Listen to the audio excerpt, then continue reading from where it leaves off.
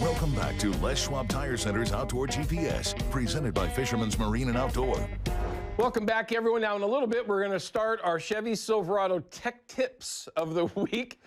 First one's going to be how to keep that duck gun running. And we're going to talk about a couple of different lubricants that I like to use. Well, I'm not going to give it to and why I don't use any, but we'll get there. Anyway, we have a phone call on the line. I've got a couple, but we'd love to hear from you too. So jump in. It's right there. Simple. Terra Firma hotline 503-548-6777. And from what I understand, you can actually call us, go back to watching us on our whatever it is that you might be watching on a phone, and listen all at the same time. Amazing. Modern technology. Ken, looks like you have a comment or a question about Green Peter Reservoir. What's going on, bud? Hey, first off, I'd like to tell you thank you. Really appreciate you and your guest. You've taught an old dog a trick or two throughout the years here. But Nice. So I worked on the road a lot, left in July, come back home, and one of my grandkids' favorite fisheries is gone. The Green Peter's a creek now. Yes, sir. And I was just wondering what your opinion's on it. They say they're doing it to help the Chinook, spring Chinook and steelhead runs. Are they trying to help them below the dam or above the dam? Well, actually, they're trying to get them to go above the dam. So I kind of touched on this yesterday, and I don't want to get too deep into it. Ken, if you watch the show long, you know that I can get sidetracked very, very easily. So understanding, of course, that I don't want to do that. My opinion, again, is my own personal opinion, not necessarily that of KPTV or Gray Media. It's my own personal take on any of this stuff. It's a tragedy, man, and it's really sad because you have a lot of people out there that I honestly think that they are trying to do the right thing, right? There's a lot of what I have always called idiot organizations out there, and you know exactly who you are, that try to shut down hatcheries, try to shut down fishing opportunities, try to shut down even letting little kids go out and go catch trout because they want to eliminate hatchery trout. That's a fact, everyone. Look it up. It's not my job to do your research, but it's there. I say it that way, everyone, because I get flack for it anyway. It's a long story. So saying that, I really do think that these people want to do the best thing that they can for salmon and steelhead populations, but here's the problem. They're misguided, they're misinformed, they're very emotional, they're very sensitive, and they're very well funded, which is really the biggest problem, right? Again, saying all of that, it's a tragedy because all they do is destroy. Not a darn thing that they've done in Washington, not a darn thing that they've done here, I could say it worse, trust me, here in Oregon, has worked.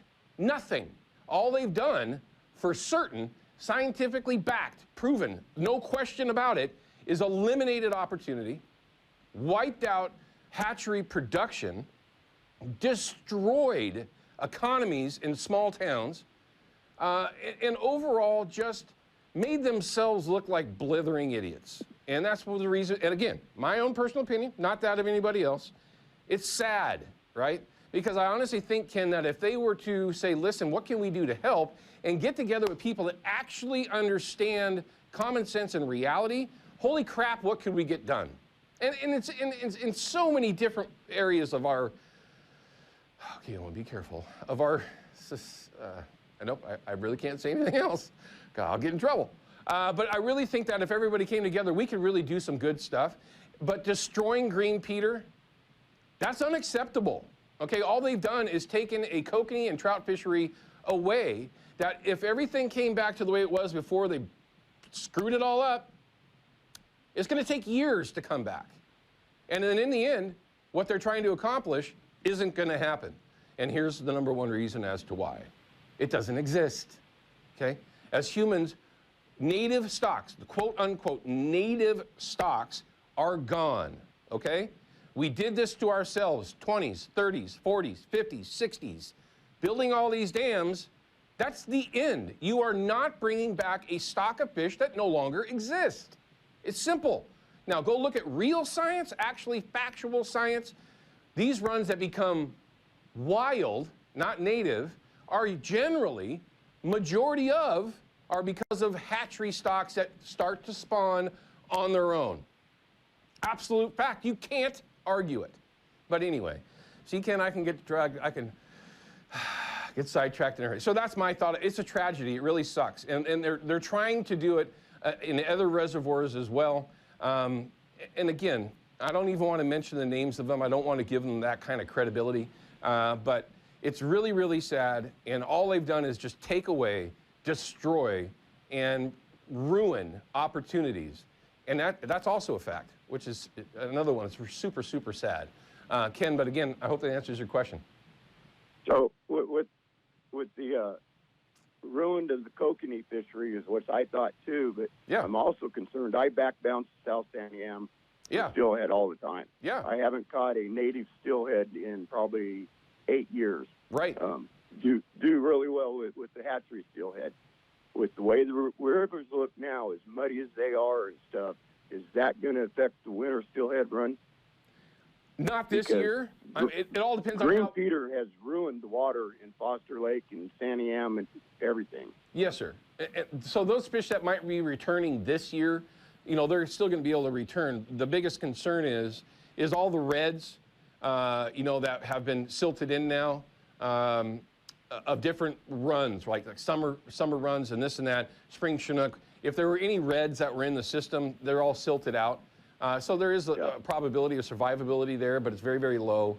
And again, it's just a pipe dream that's been proven to be totally fictitious. And in a lot of cases, it turns out to be, and I know that I've said this a lot, the root of all evil, especially in these situations, is money, okay?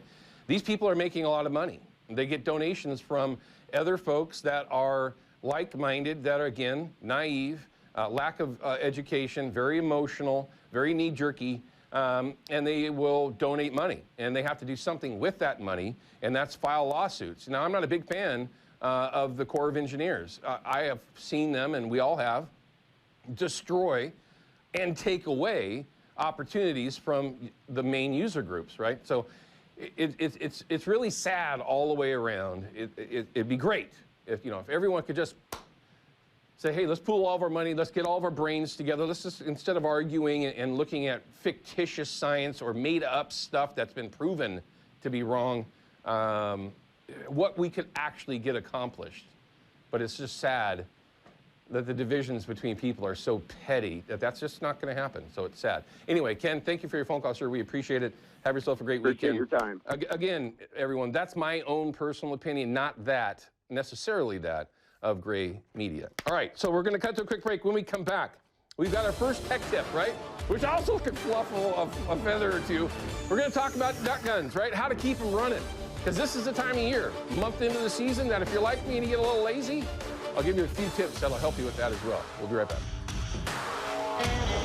Outdoor GPS is brought to you by Chevy Silverado and the impressive new Turbo Max engine. Flex your muscle with the strongest, most advanced Silverado ever. Official truck of Outdoor GPS.